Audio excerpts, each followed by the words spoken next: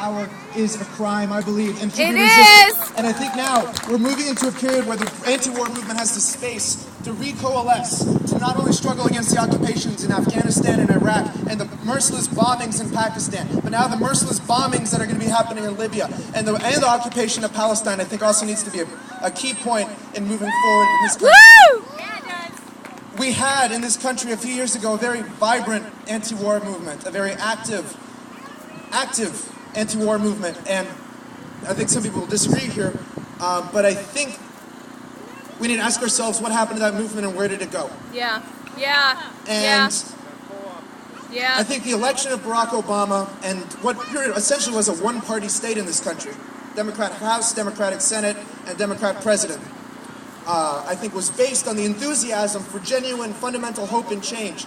I mean, look at the election results from 2008 and 2010. It's like 40% of the electorate didn't vote, so, you know, screw the mandate that the Republicans seem to believe they have. But I think their electoral victory, I think, is predicated on the failure of the Democratic Party to make do on any fundamental change, and especially when we're talking about war policy, foreign policy. I think that's something that's a consistent imperialist American foreign policy, which will not change if the Democrats or the Republicans are in power. I really don't think it makes terrible. I'm not making an argument against voting. I think you should vote. This is a right that should be exercised in a country because there's some countries that you do not have the right to vote. But I want to point out that in this two-party system, I don't think there's a change that can be realized by either of those two parties. The real step forward in any movement now is to build an independent movement that doesn't just have its wind sucked out of it every 2 years when mobilization and organization suddenly jump to, well, now we need to start electing Democrats. I think that's proven over the last 100 years that that's not the solution, but actually the demobilization of genuine anti-war and peace movements, especially in this country. You should go out and vote, but you should also struggle outside of that, because it's the independent struggles of regular people getting together that could really affect fundamental change in this country. And I think if you look at the 30s and the late 1960s and early 70s, it's a movement that was happening outside of the Democrats that pushed things forward and resulted in the civil rights that many people in this country now enjoy that they didn't before the 1960s.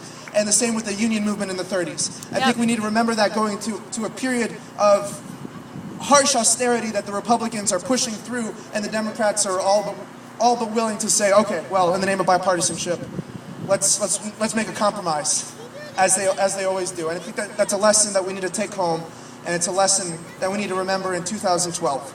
Yep. And the last thing I want to say is we have to start organizing. Well, my point was organize independent of the two-party system, but be consistent in it. And there's a number of organizations here that you should, if you want to really get involved, if you want to really affect substantial change, it is in the streets. It's outside of lobbying. You should go and lobby. Don't get me wrong, you should go and lobby, but you should also go to demonstrations, go to teach-ins, hold your own teach-ins about American foreign policy and how it's consistent whether the Democrats or the Republicans are in office. I guess that's all I really wanted to say. Sorry if I offended anyone, but I think don't apologize. Moving into this period, moving into a period where the Democrats and the Republicans can unite behind an expansion of the Afghan war, can unite behind intervening in the affairs of Libya. These are things that we have to fight and struggle against, period.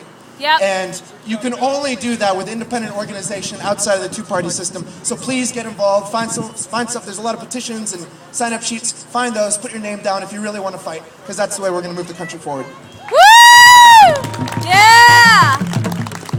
Thank you. Well, time running. We'll do one more song after this, but let me...